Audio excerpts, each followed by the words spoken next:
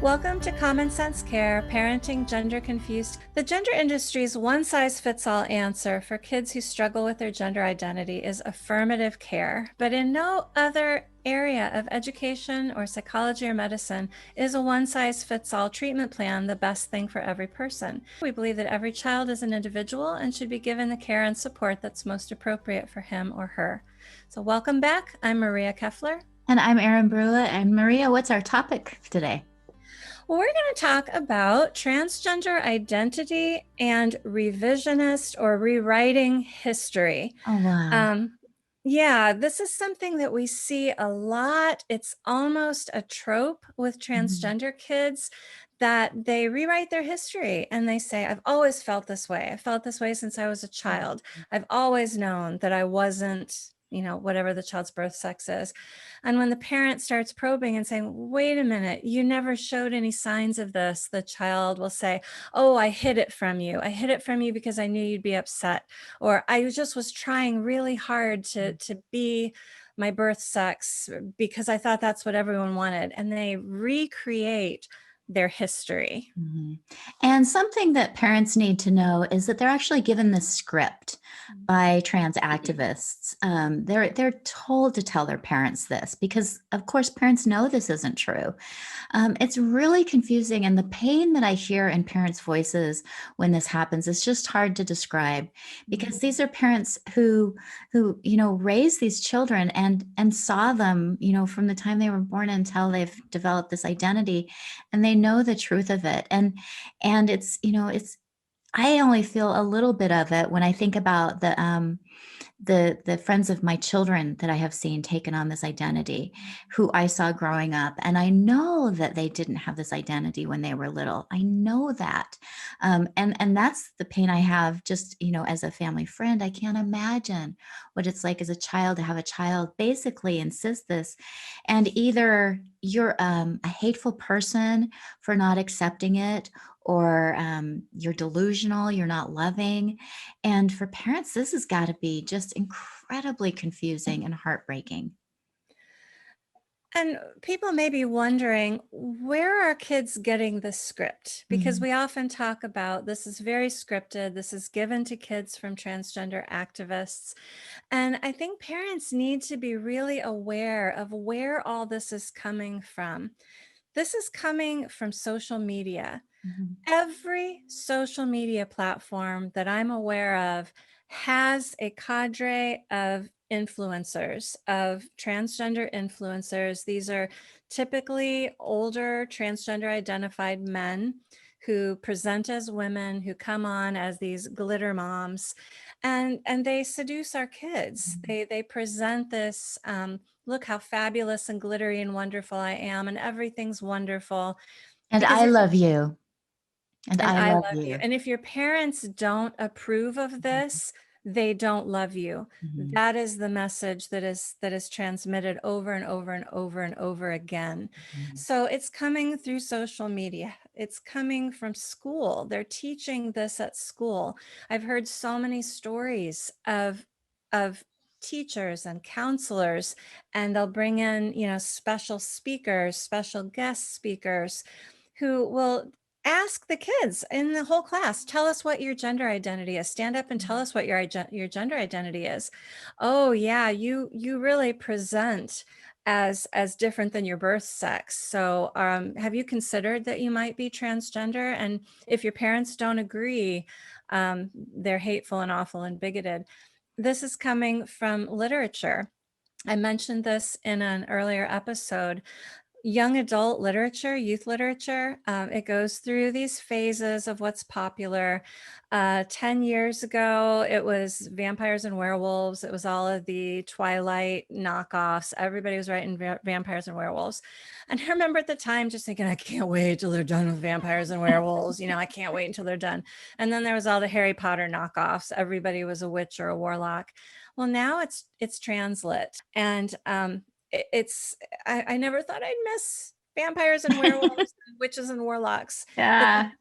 was so gentle and that was nothing compared to what's out there now. What we're seeing is porn and erotica in the genre of transgender and alternate sexualities.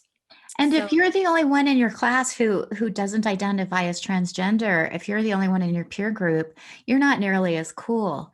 And one of the ways this works so well is that if you have a child who really was incredibly gender conforming, they get to say, well, I was hiding it because I knew society wouldn't accept me.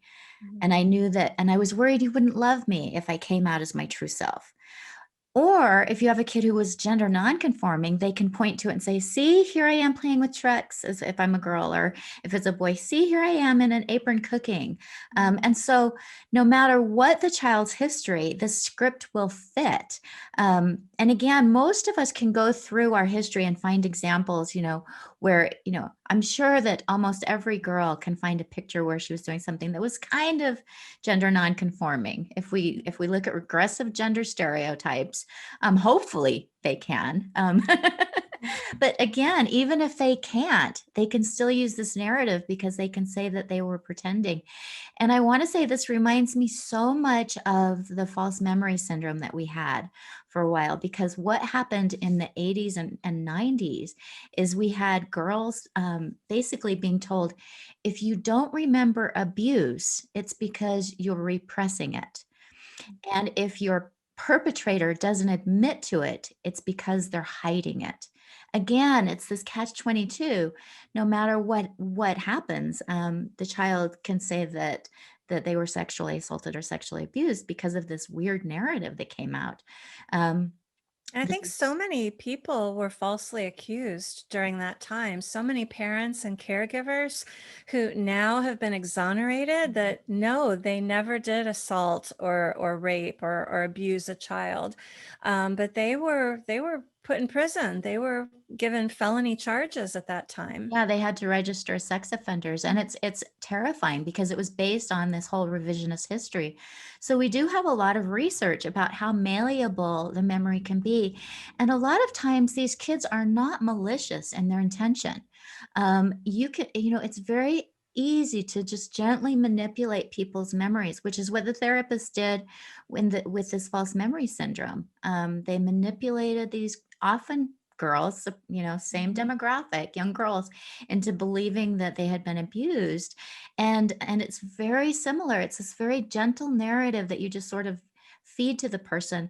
And again, if that's the cool thing that's happening, if everybody else is coming out and saying it happened to them, it explains all the problems that you have in the same way that the transgender identity does. All of a sudden, every single problem that you've ever had, you can blame on this transgender identity. So it's this cure-all. And I think the scary thing is that often once these memories are tampered with, it is hard for the kids to know what is real. And Mhm. that's how dangerous this is that they can actually undermine a child's reality with this narrative. And so again, if you can catch it early, it's important, but I feel like it's really, parents need to know what they're dealing with. This is very serious mind manipulation that's happening to children. It is. And what parents need to understand, I don't want to vilify all counselors and therapists, not in any way. There are many who are very ethical and who adhere to ethical standards of care. But if you are trained in psychology, if you're trained in how the mind works, it's very easy to manipulate other people. And I just saw a screenshot of some conversation between a therapist and a child. Mm. And it was very clear reading through this, just a text conversation. This therapist is manipulating that child. Therapist was leading the child right down the transgender path. And it was so obvious from the text exchange. I can point to counseling techniques that the therapist was using to turn the child against her biological parents and to lead her down this path. That is something that therapists are not supposed to do when they get licensed. That's one of the ethical standards that they're supposed to adhere to, is not to put their worldview on their patient. ever, no therapist should ever put their worldview on a patient. But that's exactly what's happening with this. I've talked to so many parents who said, you know, my child was having depression, my child was suffering anxiety, my child was suffering bullying. I took them to a therapist. At the end of the first session, the therapist had him convinced they were transgender. Mhm. And that's just unconscionable. That's so irresponsible. It is, and it's really disheartening to know that therapists are doing that. But again, the trans identity is now this cure-all that suddenly you can attribute every single problem that you've had on this, underlying trans identity. So of course, it's very seductive for the kids and for the therapists. A lot of times, they're actually, legislatively compelled to Mhm. affirm this child. And so if a child comes in, saying, I think I might have a trans identity, the therapist is more likely than not to say, well, of course you do. Let's talk about that. And so for these parents, again, it's almost like their child is being kidnapped right out from under them. Their body's still there, but their child themselves is being subverted and kidnapped. I Mhm. mean, it really is one of the most heartbreaking situations, because parents are in this situation and their child is often so angry and will, you know again, a lot of this anger can come out because if you had accepted me as trans, I wouldn't have had to hide it for so long. There's all these ways that kids can be angry at their parents. And then they've got these other adults saying, hey, come on over to me. I'll accept you no matter what. I Yeah. will take care of you. I will love you. I won't make you do your chores. I'm just going to be this wonderful glitter mom. Of course, it's seductive to teenagers. What teenager wouldn't want that? And it reminds me a lot of kids who come from divorced families where one parent maybe is trying to lure the kids over to their home. You won't have to do chores. We'll go on all sorts of vacations. You can have whatever you want for dinner. So same kind of manipulation, only in a much more kind of dark way, I think. I know of one child who got angry with her parents and said, you never told me that transgender people existed. You never told me this was a thing, and was blaming the parents for hiding this somehow. And, the parents said, well, we don't actually think it is a thing. So why would we teach you that? But it was really a sticking point that this child was so angry that the child had to go to school and be taught all this information. The child has now desisted, and the parents have discussed this with her. And in retrospect, they realize the child was very embarrassed going to school and being very innocent Mm. about this whole, about, transgender issues and gender identity and all that. And everybody at school was like, well, of course, yeah, this is a thing. And the child was very embarrassed not having that information. Mm. And that may have caused some of the rift between the child and the parents, because why would the parents have introduced this? This is not a healthy thing. This is not a historically accurate thing. But there can just be all kinds of those underlying issues where parents and children have really been separated from each other intentionally by this ideology and its proponents. Well, and it really is part of the ideology that they're going into schools and they're teaching these children that you were assigned a sex based on your external genitalia, but we don't really know. It suggests that your parents are at the very least sort of inept. Like, we're just guessing. We don't know. And at the very worst, that you're like intentionally raising them as their sex, even though they might not be. So again, this ideology is all about breaking that relationship. One of the things that I would like to recommend to parents, though, is if this is happening, don't try to like argue. This is one of those things that if you try to like convince your child, oh wait, no, I knew you. You've always been a girl. I know you were a girl. It's not going to work. That's not the best approach to this. Showing them pictures isn't going to be helpful. Even like having relatives say, oh no, you were always a girl. It's not going to help, because this is an irrational ideology that they've adopted. And I think often parents are like, if I could just like show them enough pictures, if I could just find that one essay they wrote when they, were in 6th grade, if I could just find that dress that they loved, then they'll remember. And that's where I think parents get stuck in this. And I think really it's a horrible thing to say, but you kind of just have to allow your child to be in this delusion, and not try to argue them out of it. Yeah, and we have a video clip of a therapist talking about this issue of rewriting history. Mhm. Now, the video we have is related to a break in the marriage when one of the marriage partners has been unfaithful, and why the unfaithful partner will often recreate history. But I thought it was so applicable to this situation. One of the things I did want to say to parents, a lot of the expert video clips that we bring in aren't specifically related to transgender issues, but we're looking for some of the psychological issues, some of those educational things that apply to this, because there's not a lot out there about transgender kids, because this is a manufactured thing. This is Mhm. not something that has historically existed. This is something that has been created for profit and for politics. And so there's not a lot of, I can't do a search for a video for gender identity and revisionist history. This may be the first video that's Yeah. on that topic. Well, and But we that's so important for people to realize that, I can't tell you how many therapists I've talked to who are like, well, I kind of agree with you, but I would never come out publicly and Mm, say that. People are afraid to create resources like this. mhm, And that's a shame that we have these kids who are, we have a generation in crisis, mhm. and we have the people who should be standing up for them are afraid to. That's how powerful this ideology is. So I feel like this is a really good explanation of revisionist history. And it's important to know that this is a common tactic that takes place in lots of different kinds of relationships. So it's not just when a child, develops a trans identity, but I feel like this expert really did a nice job of talking about what exactly it is and how to move forward. Rewriting history is remembering or believing our version of what went on over the last few days, weeks, months, years, or decades.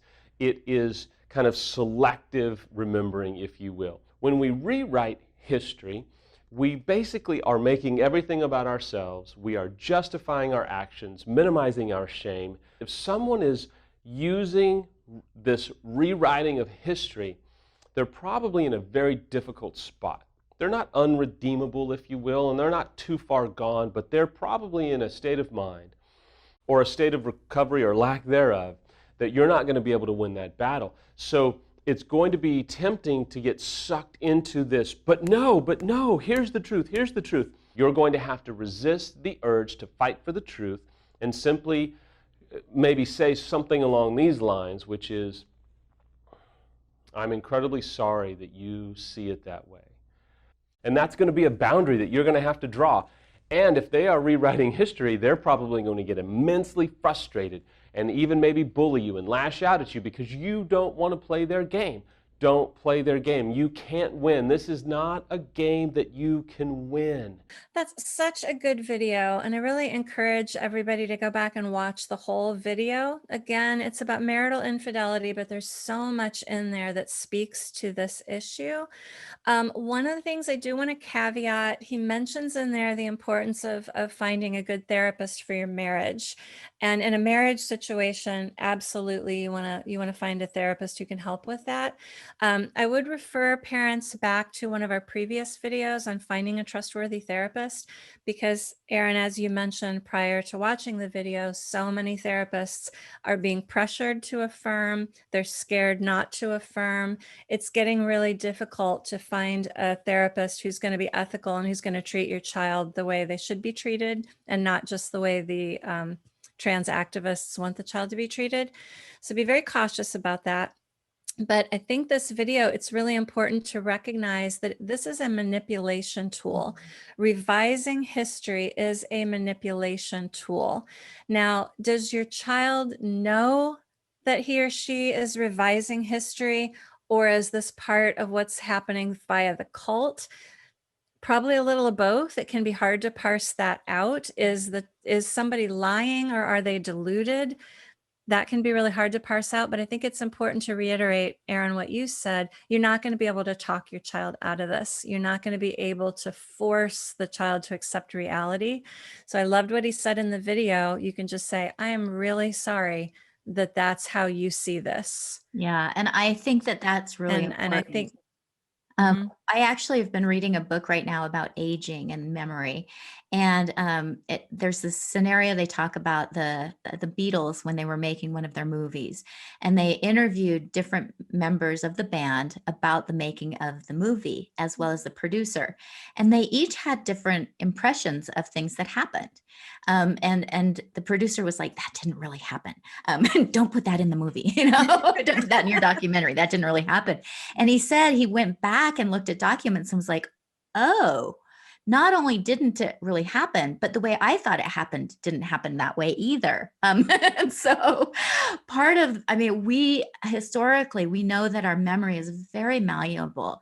Actually, the more often we tell a story, the more likely it is to change in our memory. Oh, I have a relative, a dear relative who I love, who is a hunter and a fisher.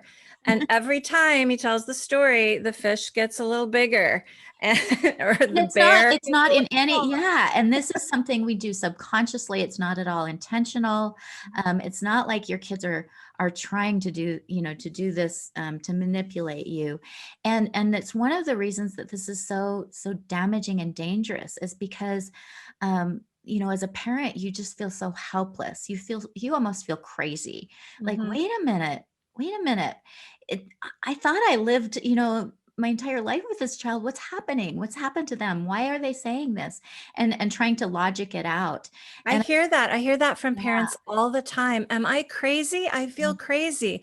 And in parenting groups, a lot of times that's kind of what they're talking about is, are you seeing this too? It's not just me, right? I'm not losing my mind. And it does, this gaslighting makes you question your own sanity. Yeah. And I think one of the ways, again, that parents can address this is by asking questions. So if they say, well, I was always a boy, well, what does that mean? Like, when you say you were always a boy, can you explain that to me? What does that mean? How did you know that you were a boy? Ask these questions rather than trying to say, no, you weren't. Look at these pictures. You were obviously a girl, or I know you were a girl. I raised you as a girl. You're a girl. To ask those questions, because if you try and, logic someone or argue someone out of a memory, it's not going to work. But if you ask those gentle questions, if you can engage with them, that can help. But also I would almost even just say sometimes dismissing it. Like he said, gosh, I can tell that that's how you feel right now. I have very different impressions, and I hope at some point we can see eye to eye on this, and leave it at that, rather than trying to argue. Because I think one thing we know about teenagers is that the more you push back on something like that they're saying, the more entrenched they're likely to get in that thought. And so again, that can permanently change their memories. And so it's almost like, just tread very lightly. Well, and I liked what you said about asking questions, because everybody likes to talk about themselves. I remember when I was a teenager, I was just starting to date. I was terrified of being alone with a boy, not because I was afraid he was going to assault me, but I was like, what do we talk about? What if I don't have anything to talk about? And my mom said, you know what? Boys love to talk about themselves. Ask him a question about himself. Have a few questions ready. If he's on the basketball team, ask him how the last game went, whatever. And I have found that is so true. Anytime I don't know what to say or how to handle it, a situation, just ask questions, because people love to talk about themselves, kids included. Your kids will love to talk. They love to talk about transgender ideology. And if you can keep peppering them with questions, again, not aggressive, like, well, why do you think that? And where did that come from? But just like, oh, okay, so yesterday you said that gender was fixed and you've always known, but then this week you said you don't think you're actually a boy, you think you're non-binary. So that suggests it's fluid. Can you explain how that works? the more you get your child talking, the more the child will hear him or herself talk and will often catch their own logic problems. I found this with myself. When I start trying to elucidate what I believe, and I find myself kind of sometimes talking in circles and going, oh yeah, that doesn't really make sense. Mhm. So that's a really good tactic for dealing with this. Yeah. And the other thing that I want to just mention to parents is that if you have siblings in the home, this is going to be really confusing to them too, because they grew up with the child and their reality is now being challenged as well. So if you have two siblings, especially if they were close, and one of them suddenly starts to rewrite history, that doesn't just rewrite their history, it rewrites the entire family history. And it can be really disturbing to siblings. And so it's something that I would recommend sitting down and talking to the siblings about. We have an episode about, how to work with siblings in this case, but I do think this is something that you have to address head on. Is gosh, it really seems like your sister has suddenly misremembering things, and I just want you to feel free to come and talk to me about how you're feeling about that, and to understand that this is this is unhealthy thinking on their part, and really to help them feel like, okay, the reality that I remember is correct and accurate, because especially younger siblings could get very scared if all of a sudden it's like the ground is turning to quicksand under them, that suddenly Yeah. history, their entire lifespan is suddenly being challenged or denied.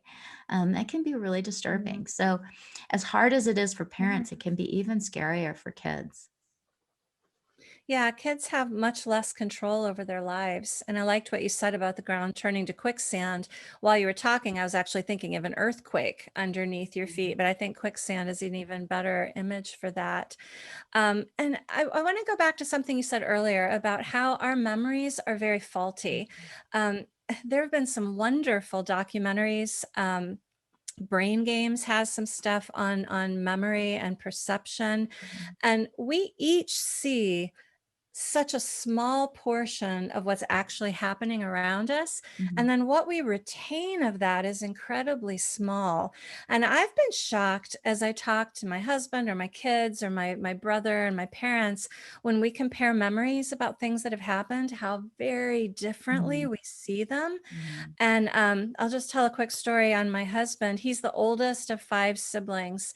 And my husband's very can do, like, always look on the bright side. Nothing's, it's all in your attitude. Well, he and his family took a work trip to Jamaica when my husband, I think, was 14 or 15. Now, he's the oldest of the kids, so they probably ranged in age from like 7 or 8 up to his age.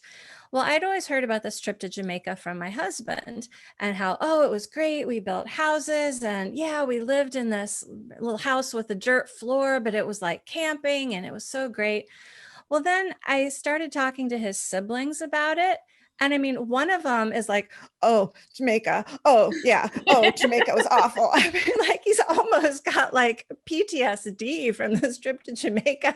The other 4 siblings have very different memories of Jamaica. Um, and so that was just so eye-opening to me, how, and it is, your attitude, your perceptions have so much to do with the way you remember things.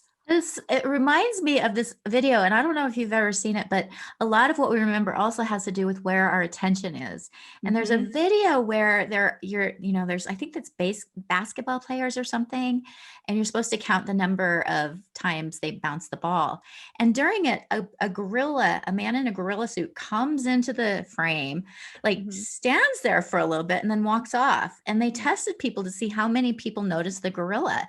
And I think it was about 50-50. I mean, the fact that half of the people who saw that video did not notice this like random weird gorilla in the picture shows that our memories really are very malleable. It depends on what we're paying attention to. It depends on what our perceptions are, what our emotional triggers are. There's all kinds of things. So a child who says, I was always this way, it's kind of a meaningless statement. And as you mentioned too, I think something about memory is that the emotions that we connect to the memories are something we have control over. And so a child can look back on something that actually was a wonderful time in their lives, and they can actually repaint it in a negative way, which is what I think is one of the most damaging things about this ideology. It's actually creating victims. It's actually creating children who had decent childhoods, but turning them into psychiatric patients, really traumatizing them by going back and revising this history. The good news is that you can go back and frame them once the child's out of the ideology, but it takes some work. And so it's almost like when a child comes out of this, we talked about boomeranging. And I think one of the reasons, another reason that kids boomerang is because of these memories that they've cultivated. And so it's almost like they have to go and rewrite those memories. And this is something that there's research about how to do it. You can actually train yourself to have more positive feelings about your past. And I think that's something maybe we should do an episode on at some point, because I think that when kids come out of this, often they're left sort of like in the rubble. They had this huge like cheerleading section behind them. And when they detransition, they don't have much at all. And they're sort of left wounded and damaged and traumatized, and they need to rebuild themselves. And again, there aren't resources available for them. I think that's such a good point. I think we should do an episode on that. When you were talking about children remembering things and assigning a negative emotion to it, and then you touched on as well, we can do that in the opposite direction too. And that's part of therapy and healing, is looking at things that happened to you in the past that maybe have negative emotions attached to it, and reframing those, not rewriting history. But I'm thinking of in my own life, there was a memory I had when I was a child that my parents were very angry. I was about 4. And when I was in my mid-20s, I was telling a friend about this. And like this particular time, they were so angry with me. And she listened to the story, and then she said, Maria, it sounds like your parents were angry with each other. And it wasn't safe for them to deal with each other, so they yelled at you. And as she said that, I put together there right around that time, my parents separated for a while. They got back together again. Their marriage is strong. They've been married over 50 years now. But when she said that, and I was able to reframe that memory, like, oh, I bet it wasn't me. I bet it was them. That's a good example of a healing and a therapeutic way to process a memory. But in this trans ideology, the influencers and the activists who are stealing our kids are teaching our kids to reframe their history in a negative way, or to take something negative that did happen, because no families are perfect. We've all made mistakes. I yelled at my kids when they didn't deserve it, when it was something else going on. But they'll take one of those memories and just reinforce it and draw them down a negative path. Right. And I think, as you said, I've talked a little bit about the childhood trauma that I have had when I was little. And sometimes I tell people it and they're just like horror, like how can you survive that? And again, that's what therapy does, is it helps you to reframe it. And part of my reframing of it is, hey, if I could survive that, I can survive anything. And that's been one of the messages that I've given to myself, is that the worst is I've been through the worst, and now it's going to be better from here on out. However, if somebody got hold of me who wanted to like really reinforce that memory as a bad memory, and you're right, you should have been a boy. Imagine if that happens again. You should definitely transition. The only way you're really going to be safe is if you're a boy. In fact, it probably happened to you because you really were transgender. I mean, they could really create a lot of trauma around that memory and encourage me to transition. And I think that that's what's happening to a lot of these girls, is that they're getting these messages that it's not safe to be a girl. And so they're choosing instead to transition, or they're hitting puberty. And as we know, puberty is pretty crummy. Yeah, for And now they're everybody. being told, oh, you don't have to go through that. In fact, it's going to be really traumatic for you to go through that. You can Mhm. just go ahead and stop it. You don't have to go through puberty. So there are these weird messages that these kids are getting that are very unhealthy. Again, they're encouraging children to disassociate. They're encouraging kids to have mental health issues that they really don't need to have. And that's one of my anger. One of the reasons I'm angriest about this is because I feel like they're damaging kids who otherwise would be survivors, who otherwise would be able to make it through this world, and they're teaching them to be fragile and vulnerable and not to be able to handle things, and again separating them from the support systems that they have. Mhm. I can't think of anything more harmful, really. Like, I try to think like, gosh, is there anything that could be really worse than what's happening now with the trans movement? And I'm sure there is. I hope I never see it. Mm. But this is so insidious and so dangerous and so damaging to these kids. It really, I think it's so important for people to understand, like, how damaging this is, the revising of the memories and Mhm. the rewriting of history, and the fact that we have people encouraging children to do this Mhm. is what is infuriating to me. And the fact that there are real issues that kids need to deal with. So many of these kids who are claiming a transgender identity are on the autism spectrum. They've got depression, they've got prior trauma. These are real things that need to be dealt with. And when they're being told, oh, the reason that you like compression blankets, the reason that you have those sensory issues is because you're transgender, and we need to medically transition you. No, the reason that they like compression is because they're on the autism spectrum, and compression provides that safe, snug feeling. It's a lie. Revising history is lying. And it's keeping kids from getting the help that they actually need for the issues that they actually have. Right. And that's you know, that is in and of itself really dangerous to cover up wounds that are festering. As we know, if you have an infection, and rather than, dealing with it, debriding it, cleaning it, letting it heal, you just cover it up with something, a dirty rag, then it's going to get worse. And that's what's happening here, is that, rather than looking at these issues that do need to be addressed, they're just covering it up, letting it fester. These kids are becoming septic as a result of it. The infections taking over their whole bodies, and it doesn't have to. And so, gosh, this isn't a very as parents, I don't want you to feel hopeless, because again, I've seen a lot of kids desisting. I think that most kids who don't start medicalizing are gonna desist. So I don't want parents to lose hope, but I think it's really important for them to know that you can't argue your child out of this revisionist history, that's not going to be an effective use of your emotional energy, and it could entrench your child more deeply in those ideas. Yeah, I think that's wise. We do have a couple of questions from parents. How does a child get out of the false narrative that they created and shared about their past? And in adolescence, are they actually impacting their long-term memories as they tell and retell this false history in order to make reasons for their current narrative? And as we talked about, yes, unfortunately, this can cause long-term damage. However, I think one of the ways that families can deal with this once your child desists is with humor, because humor will do a couple of things. First of all, it will de-escalate the tension.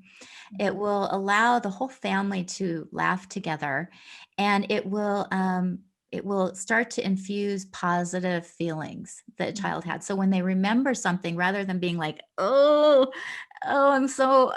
can't, they could, if there's a way to laugh about it, not laugh at the child, but laugh with the child, and maybe tell the child, oh my gosh, when I was your age, I did this goofy thing. I was thinking the same thing. Sharing your stories of, times that you were mistaken. I can't remember the details of this, but just the other night at dinner, I brought up something, and my husband and my three kids were all like, "No, Mom, that's not how that happened." I'm like, but it was this and this and this. And they said, no, no. And they all agreed. I'm like, oh, just being able to laugh at yourself and saying, you know what, we all do it. We're all susceptible to making those mistakes. Yeah, I think that that's really powerful. And again, kids are going to survive this. The kids who are coming out of this, they are damaged and they do need to heal from it. But I feel like in a way, if you can explain to them once they've desisted how memory works and how it is that they were manipulated so that they can understand and they can contextualize it, I think that that will help too, rather than just, I think a lot of times when something traumatic happens in a family and it's resolved, the tendency is to want to do just like, whew, that's done, we're over. In this case, because there is that like, potential for those memories to have been overwritten, it is important to spend some time kind of deprogramming. And we talked about that a little bit in the cult episode, but these kids have been programmed and they need to be reprogrammed. So they, even sitting around looking at pictures with them and just talking about how much you enjoyed their childhood and showing them like, remember when we went on this trip, wasn't that fun? Just to try and help to reframe those memories. Well, that makes me think too, if you can bring up memories that the child hasn't specifically rewritten yet, a vacation that you went on, not with the intention of trying to say, look how this doesn't fit with this. Don't be that overt about it, but just bringing up those memories that have not yet been overwritten to kind of strengthen the truth, because that's really what we're dealing with here. We're dealing with lies and truth, and we're trying to make the truth rise to the surface while we make the lies evaporate for what they are. So I think that would be a really good tactic. And as you were talking about after desisting and how it is really tempting to just go, oh, done, don't want to deal with that anymore. There actually is a lot of work that still needs to be done even after a child desists. What we're finding is a lot of pain, a lot of brokenness, a lot of loss of identity. There's a lot of issues that still need to be addressed. I think we probably ought to do an episode about that before very long. Yeah, they've Um, just been betrayed in mhm, such a deep way, and betrayed by people who were supposed to be there for them. yeah. And often, in some cases, even if family members bought into this, so not Mhm, only was there, friends, school, doctors, but potentially family members and even parents mhm. bought into this. Those desisters have a lot of recovery they need to go through. Yeah, and they need to have a soft landing place. So parents, be that soft landing place for them. Don't mock them, don't bully them, don't blame them. It's Mhm. so tempting to blame them for this because they can be so militant and so determined and so, frankly, bringing a lot of destruction into your home, but it's really not their fault. They have been programmed. This is coming from outside your house, and they have just been programmed as a conduit for it. So be gentle with them. Yeah, that's so important. Yeah. Do Okay, we have one another last question? question. I hear trans activists claim that people in history, such as Amelia Earhart and Joan of Arc, were actually transgender. Is this related to kids revising their personal histories as well? Oh my gosh. And this is something that just astonishes me and it drives me crazy because at this point, any gender non-conforming woman in history is now being relabeled as transgender. And Mhm. same with men, any effeminate male is being relabeled as transgender. And that does a couple of things. First of all, it tells children if you are a gender non-conforming child, it means you're transgender. Mm. And second of all, it's teaching them this is how you revise history, Mhm. and it's infuriating to most of us who are watching this happen. And I don't know if people realize how insidious this is. This is starting to infiltrate into the schools so that children are being taught. Joan of Arc was transgender. Amelia Earhart was transgender. Not that they were strong and intelligent and courageous women, but they were actually men, which I can't think of a worse message to be giving to children. Another reason why I seriously suggest to people that they consider homeschooling if it's an option, because this is infiltrated so deeply into into the curriculum. And I actually just saw a news story about a school in La Jolla, and parents are actually upset about it, which is great because I believe it was kindergartners were read a book, and they were actually told in class that it was okay, now it's time for you to choose your gender. And the kids came home confused, and the parents were enraged. So I think we're starting to see some tipping points, but this is already in the schools. And you do have activists who are going to be telling your kids that it sort of reminds me a little bit of what happened when Asperger's kind of became a thing. Suddenly, like, every interesting scientist had Asperger's. Well, that wasn't necessarily harmful. It might have not been accurate, but it wasn't harmful. But this is harmful to tell girls that any, smart, intelligent, accomplished woman is actually a man, and to tell boys that any effeminate, gentle, sensitive male is actually a woman. That is really damaging. It is. And the revising history is so damaging for the person, for the family, for the relationships, for the society. Truth is important. Truth matters. Another way I've seen history revised, my friend's daughter had a transgender identity, desisted, and told a friend, you know what, I made a mistake. I'm not transgender. This friend and the parents told this detransitioned child, your parents have had undue influence on you. They have told you lies to make you think you're not transgender. Your parents are abusive. I'm just looking at, I mean, I know these parents, and they're not abusive. I mean, they're the best kind of parents that a child could have, as they helped walk their child toward truth. But this is the revisionist history now that the community is placing upon those parents. And that's just insidious. Yeah, this whole this whole ideology is just really about attacking us at our roots. If you can crumble the foundation of people, you leave them incredibly vulnerable to suggestive manipulation. And that's exactly what's happening, is that we have a whole generation that's been manipulated, and a whole society that is being told, if you're not open to this manipulation, you're hateful, you're bigoted, you're a Nazi. Again, we have this, I can't even believe how many times I've been called a Nazi.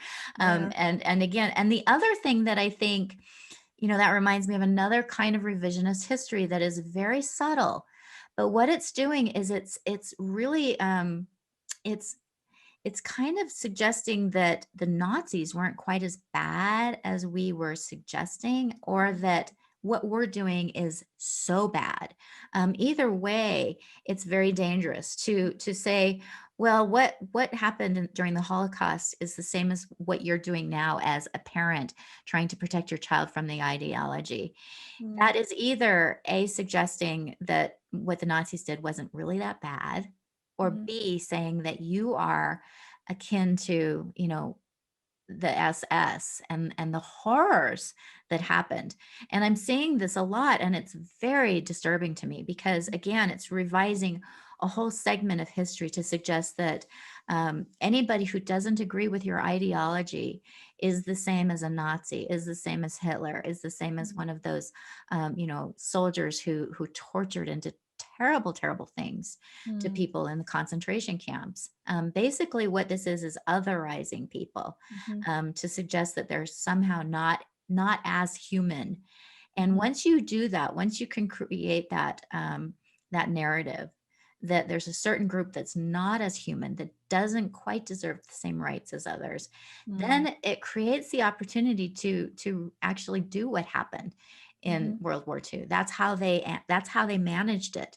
And we need to be the people who are looking around and saying, no way, we're not going to allow this to happen. We're going to stand up for our kids. We're going to stand for truth. We're not going to allow you to manipulate our children and history and society in order to cause this kind of damage to them. I think that's a great place to end, Erin. Just encourage parents, find out the truth.